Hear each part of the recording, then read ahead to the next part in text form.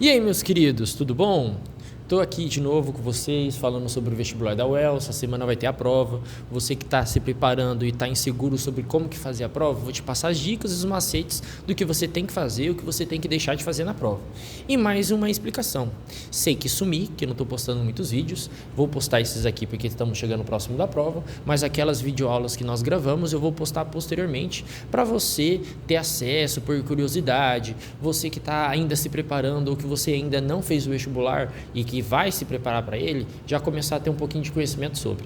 E outra explicação. Eu sei que eu gravei essa aula com vocês lá no anfiteatro e a interaula, porém a gravação ficou desfocada, por isso que eu estou regravando. Tudo bem? Hoje a gente vai falar sobre como que você se aprova no vestibular da UEL e vira o novo calouro dela. Então vamos lá.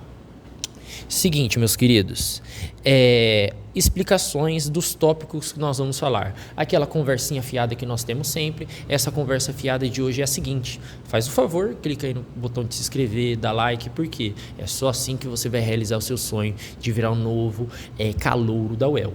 E também vai realizar o meu sonho de continuar realizando o sonho de vocês, ajudando vocês a entrar na faculdade. Fechou?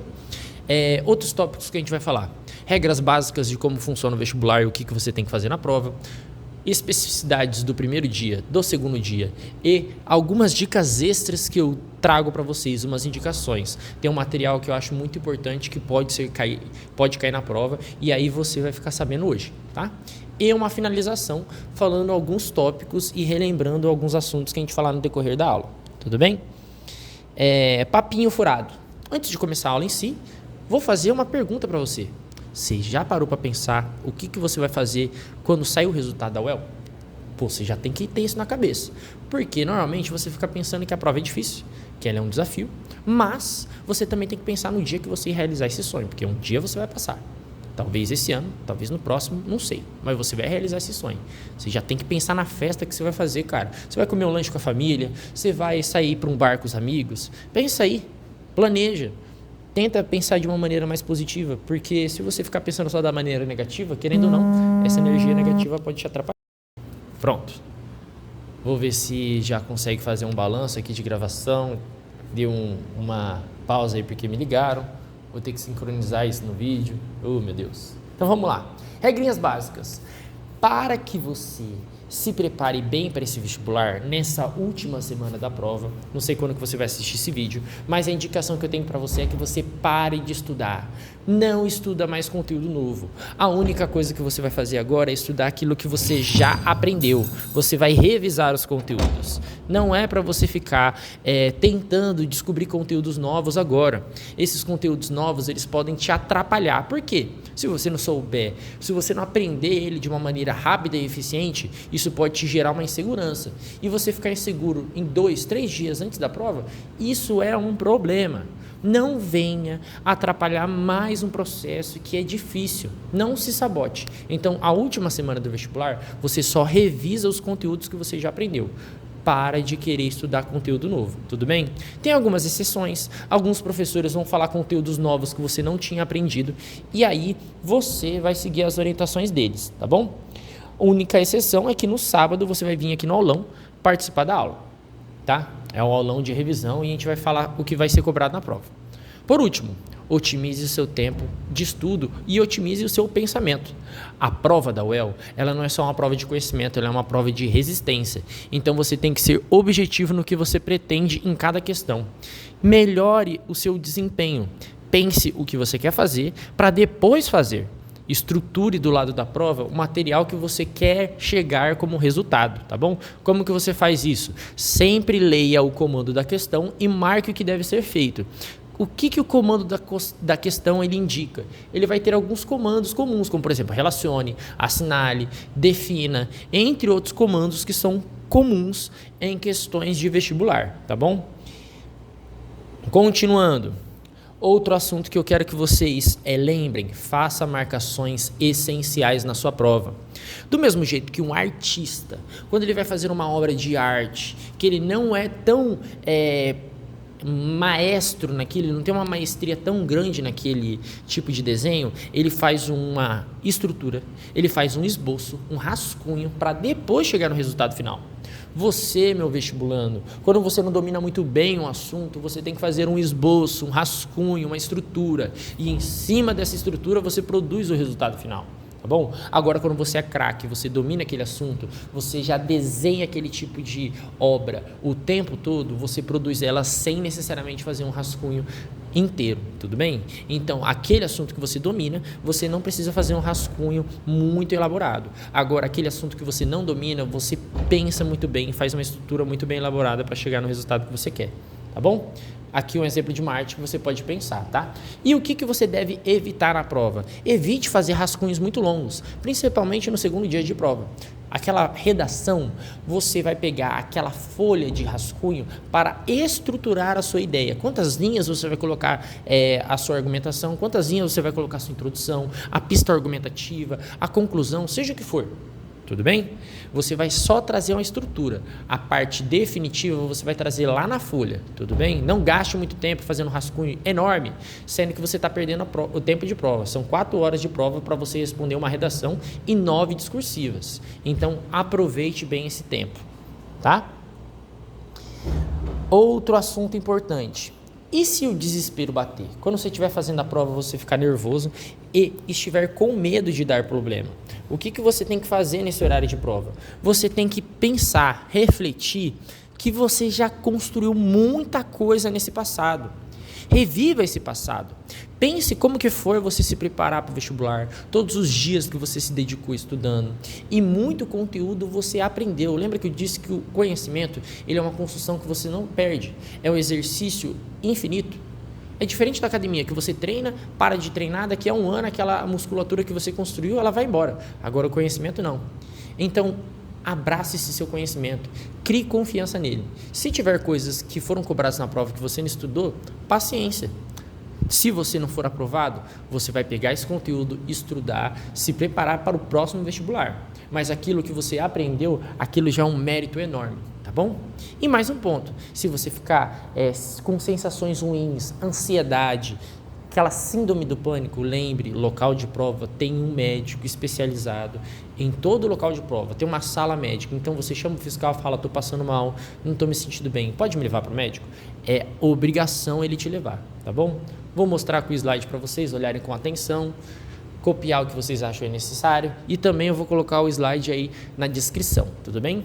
E nós somos a construção de uma trajetória, não o destino final dela.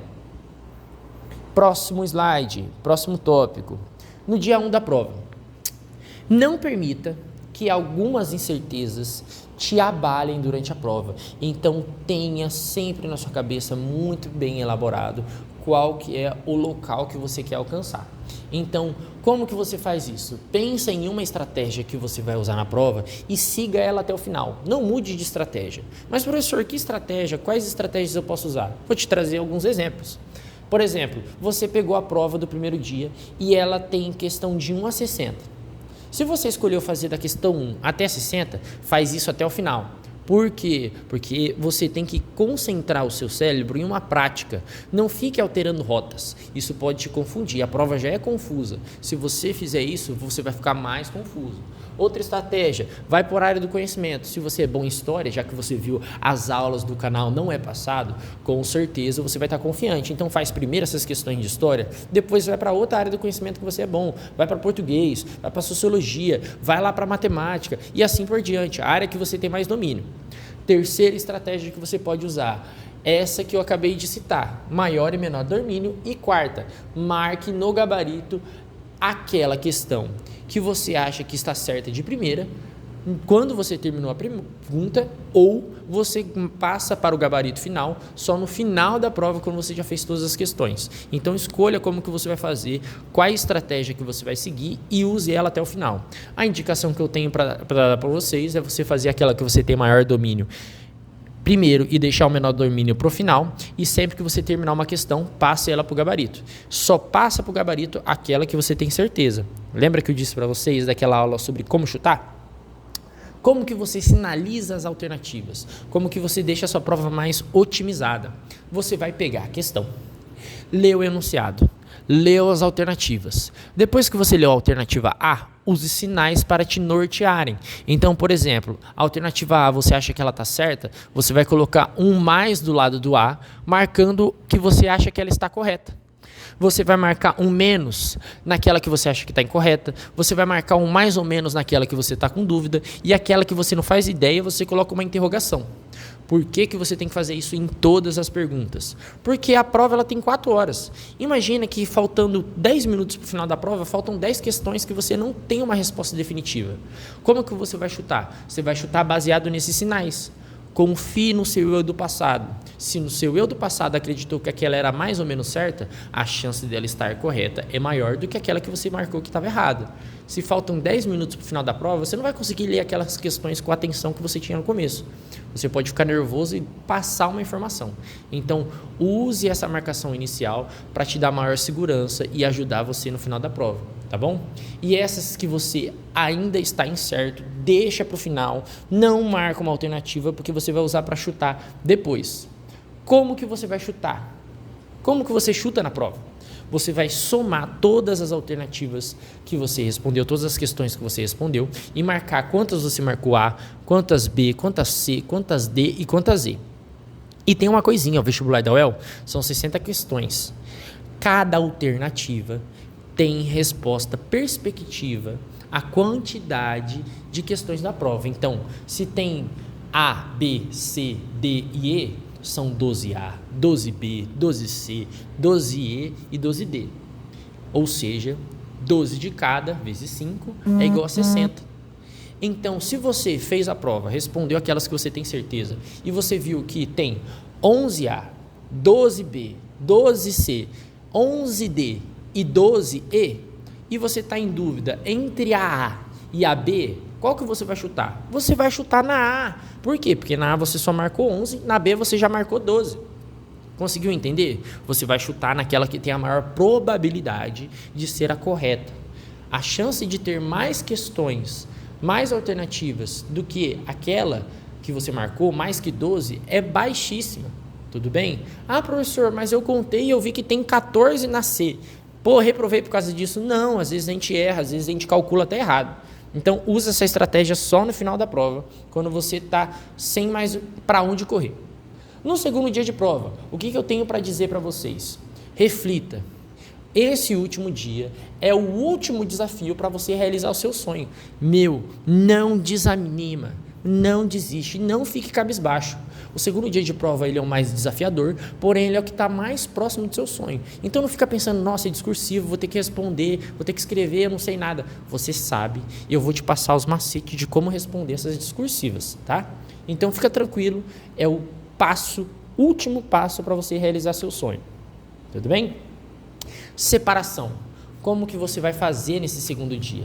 Separe por ordem. Primeiro a redação, estruture ela, defina como que você vai trabalhar ela e depois o que você é obrigatório a fazer. Intercale as áreas do conhecimento de acordo com o seu domínio. E agora, presta atenção. Pensa assim, você está fazendo uma prova que já é difícil, que já é desafiadora. Você vai querer ter a primeira experiência com ela negativa? Não, você tem que ter ela positiva. Então, se você é bom em história, faz primeira de história. Se você é mais ou menos em sociologia, faz a de sociologia depois. Se você é péssimo em português, você faz português por último. Só que lembra, você faz uma de cada. Por quê? Você não pode zerar nenhuma área do conhecimento. Então, responda ela, depois você vai para a próxima. Fechou? Vamos fazer uma pausinha, um corte e a gente já volta. Voltamos. Vamos lá. Seguinte, tranquilo, né? Entendeu? Tem que intercalar as áreas do conhecimento. E agora, outro assunto que eu quero falar com vocês. A expectativa versus a realidade. O que é expectativa? O que eu quero que vocês pensem sobre isso? Lembre que o seu raciocínio nem sempre corresponde à prática na realidade. Exemplo, uma partida de futebol. Sabe quando você está vendo aquele jogo da seleção brasileira na Copa do Mundo, nas Olimpíadas, e você fica pensando assim, meu Deus, como que o cara errou esse gol? Ele estava na frente do gol, até minha avó fazia. Pô, se todo mundo fazia, se qualquer um fazia, por que você não estava lá fazendo? Sabe por que para você é mais fácil? Porque você está vendo o jogo de cima. E que no seu raciocínio você acha que você é capaz de fazer igual, mas você não é. Você vê as Olimpíadas, você vê o atleta lá fazendo um triplo mortal carpado. Você fala assim, nossa, como que ela errou um negócio desse? Pô, tu não consegue nem levantar do chão, cara. A gente julga, a gente tem um raciocínio achando que nós somos capazes, mas não necessariamente nós conseguimos fazer isso na prática. Essa é a expectativa. E agora eu vou trazer para vocês a realidade. A realidade é o resultado do seu esforço em expressar a linha de raciocínio de uma maneira clara. Não adianta você ter o conhecimento na sua cabeça se você não sabe expressá-lo de uma maneira clara. E aí, como que você tem esse resultado esperado? Juntar essa realidade com a expectativa. Você sempre tem que produzir respostas completas. Traga o corretor para ter uma visão completa do que era a questão, com sua contextualização e com uma conclusão do comando. O que isso significa? Você tem que fazer uma resposta discursiva que o corretor ele saiba qual que é o assunto sem necessariamente pegar o enunciado para conferir. Entendeu? O corretor não vai ficar lendo qual que era o texto base, ele não vai ficar vendo a imagem, ele não vai ler o enunciado, ele vai só ler a sua resposta. Então, uma resposta completa é aquela que você contextualiza qualquer um que não sabe qual que é o conteúdo da prova, saber por que você respondeu aquilo e qual que foi o resultado que você chegou. Tá? E aí eu vou trazer alguns comentários para vocês agora que eu quero que vocês prestem atenção. Exemplo, história, que é a minha área do conhecimento. Como que você traz essa resposta completa? Você tem que falar 5 pontos vitais. Qual que é o primeiro? Você tem que falar qual que é o período. O segundo, qual que é a localização. O terceiro, quem que está envolvido nesse problema. O quarto é qual que é a problemática, literalmente o enunciado da questão. E o quinto é uma conclusão desse assunto. Tá? Então você vai, como que você está vendo aqui, período, localização, quem, problemática e conclusão. Você tem que escrever aquilo como se fosse uma fofoca. Sabe quando você vai contar uma história para alguém sobre um assunto, você fala assim, você não sabe o que aconteceu. Ontem, quando eu estava vindo para o cursinho da UEL, eu encontrei 2 alunos pegando o carro da diretora e destruindo a janela. Olha o que eu fiz. Eu falei o local, o período, quem e a problemática. Eu nem precisei chegar na conclusão e essa história já te chamou a atenção. Ela já te cativou. Então, o que o vestibular quer que você faça é trazer a conclusão.